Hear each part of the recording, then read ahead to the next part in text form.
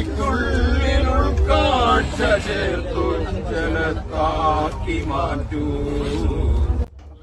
ഈ തൂറാത്തോ തൂറുമ്പേ തീട്ടം കൊണ്ട് ആറാട്ടെന്ന് നമ്മുടെ നാട്ടിൽ ചെല്ലുണ്ട്. ഈ നിങ്ങളുടെ നാട്ടിൽ ആ ചൊല്ലുണ്ടോന്നറിയില്ല. ഞാൻ തിരുവനന്തപുരത്ത് ആ ചെല്ലുണ്ട് എന്ന് കറക്റ്റ് ആട്ടോ. തിരുവനന്തപുരത്തെ കൗൺസിലർമാരെ ഇന്നലെ ഡൽഹിയിൽ നിന്ന് വരുന്ന വഴിക്ക് ദീൻദയാൽ ഉപാധ്യായന്റെ ചരമദിനം കൊണ്ടാടിയതാണ് ട്രെയിനിൻ്റെ അകത്തുനിന്ന്. കഷ്ടം. എന്ത് പറയാനല്ലേ.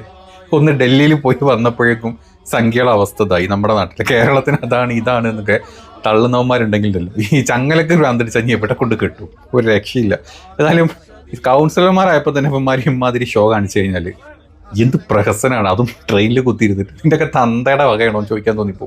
ഏതായാലും വേണ്ടില്ല, ഇനി വില കൂടുതൽ രണ്ട് MLA-മാർ വന്നു കഴിഞ്ഞാൽ കേരളത്തിൻ്റെ ഒക്കെ ഒരു അവസ്ഥ നിങ്ങളൊന്ന് ആലോചിച്ച് നോക്ക്. ഒന്നുമില്ല, നിങ്ങൾ നിങ്ങളുടെ ആരത് വേണമെങ്കിലും എവിടുത്തെ വേണമെങ്കിലും കൊണ്ടാടുക. ഈ ട്രെയിനിൻ്റെ അകത്തുനിന്ന് എന്തിനാ ഈ പട്ടി ഷോ കാണിക്കുന്നത് മനസ്സിലാവത്ത്? പട്ടികളല്ലേ പട്ടി ഷോ കാണിക്കുക. പിന്നെ പട്ടി ഷോ കാണിക്കുന്നതിന് നിനക്കെന്താടാന്ന് എന്നോട് ചിലപ്പോൾ സംഖ്യകൾ ചോദിക്കും. അത് ശരിയാണ്, നിനക്കെന്താടാ എന്ന് ചോദിക്കുന്നവരോട് ശരിയാണ്, പട്ടി ഷോ കാണിക്കേ എന്തെങ്കിലുമൊക്കെ കാണിച്ചോട്ടെ. എന്നാലും കണ്ടപ്പോണ്ടല്ലോ പൊട്ടിച്ചിരിക്കാനാണ് തോന്നിയത്. തീട്ടം വാരി ഇങ്ങനെ എറിയല്ലോ തൂർന്നോ ആ അവസ്ഥ. വേറെ എന്ത് പറയാനാ. ഏതായാലും ഈ പറഞ്ഞ സെയിം ആള് തന്നെ ആയിരുന്നു കേട്ടോ. കൊല ചെയ്യപ്പെട്ടതാണ്. മരിച്ചതിന് ശേഷം അന്നത്തെ CBI ഡയറക്ടർ ഇതിന്റെ കേസ് അന്വേഷിച്ചു. ഇതിലെന്തോ ഒരു RSS തന്നെ കൊല്ലിച്ചതാണ് എന്ന് പറഞ്ഞിട്ടുള്ള ഒരു കാര്യങ്ങൾ വന്നു.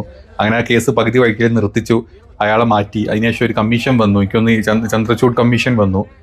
അങ്ങനെ ആ കമ്മീഷൻ വന്നിട്ട് അതിൻ്റെ റിപ്പോർട്ട് സമർപ്പിച്ചു. അതിലെന്താ ദുരൂഹതകൾ ഒരുപാടുണ്ടെന്നും പറഞ്ഞിട്ട് RSS-നെതിരായിരുന്നു കൈ ചൂണ്ടിയിരുന്ന എല്ലാവരും വന്ന്. അതിനുശേഷം BJP-യുടെ പല സർക്കാരുകൾ വന്നു. ഇപ്പം കഴിഞ്ഞ 11 വർഷമായി നീണ്ട സർക്കാർ വന്ന് ആ കേസ് എവിടെ എത്തിയിട്ടില്ല. ഏതാണെങ്കിലും കൊന്ന പാവം തിന്നാ തീരുന്നല്ലേ. ഏതായാലും കൊന്ന പാവം മാലിട്ട് തീർക്കുന്ന അടിപൊളി ഐറ്റം.